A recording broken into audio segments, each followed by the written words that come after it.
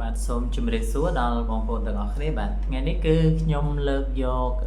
សិភៅដដែលដែលខ្ញុំបានទទួលអំពីបងស្រីម្នាក់ដែលគាត់បានផ្ញើមកឲ្យខ្ញុំអញ្ចឹងសិភៅនេះដែរគឺ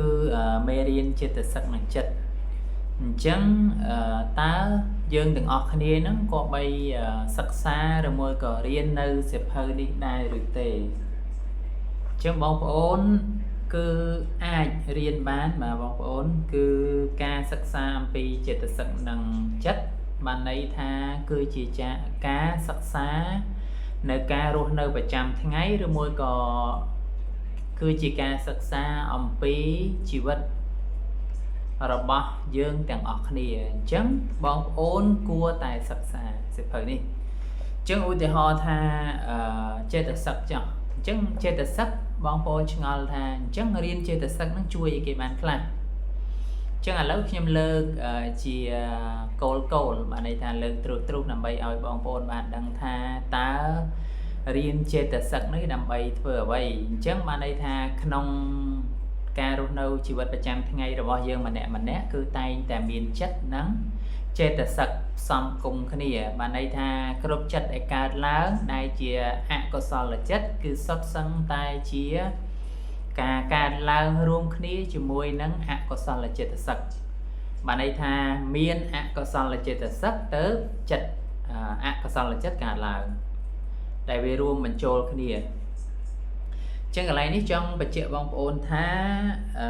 នៅក្នុងអកុសលនៅក្នុងចេតសិក52ដួងគឺចែកចេញអកុសលចេតសិក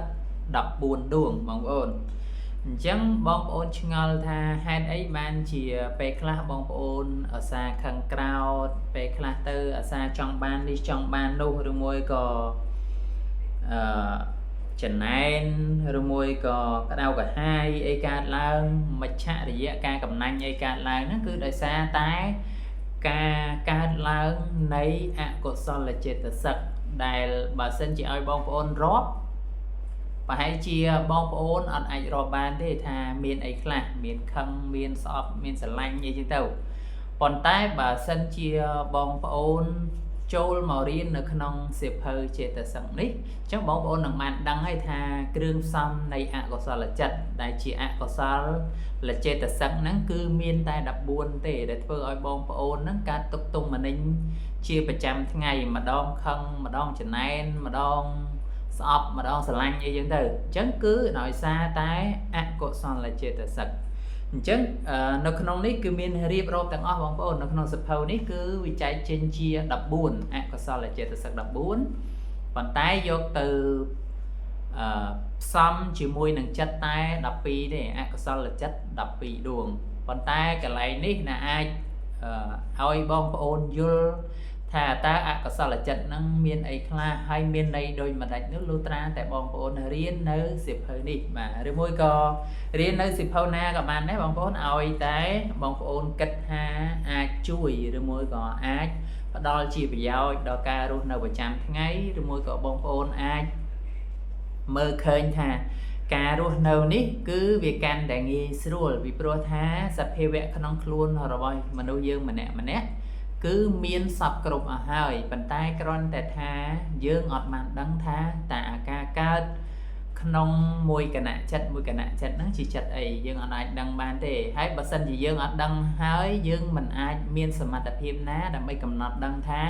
តើជាចិត្តអីឬមួយថាតើជាចេតសិកអីដែលកើតឡើងចំពោះជីវិតយើងប្រចាំថ្ងៃអញ្ចឹងវីដេអូនេះគឺគាំទ្រដល់បងប្អូនទាំងអស់គ្នាដែលឆ្ងល់ឬមួយក៏មិនឆ្ងល់អីក៏ដោយប៉ុន្តែអានេះគ្រាន់តែជាការចង់ប្រាប់របស់ខ្ញុំដែលមើលឃើញថាសៀវភៅនេះគឺជាសៀវភៅមួយដែលបង្ហាញពីជីវិតនៃការរស់នៅប្រចាំថ្ងៃឲ្យដូចជាការពិតបានន័យថាពេលដែលយើងអត់ដឹងហើយយើងរៀនទៅស្រាប់តែយើងដឹងនៅពេលដែលយើងដឹងហើយ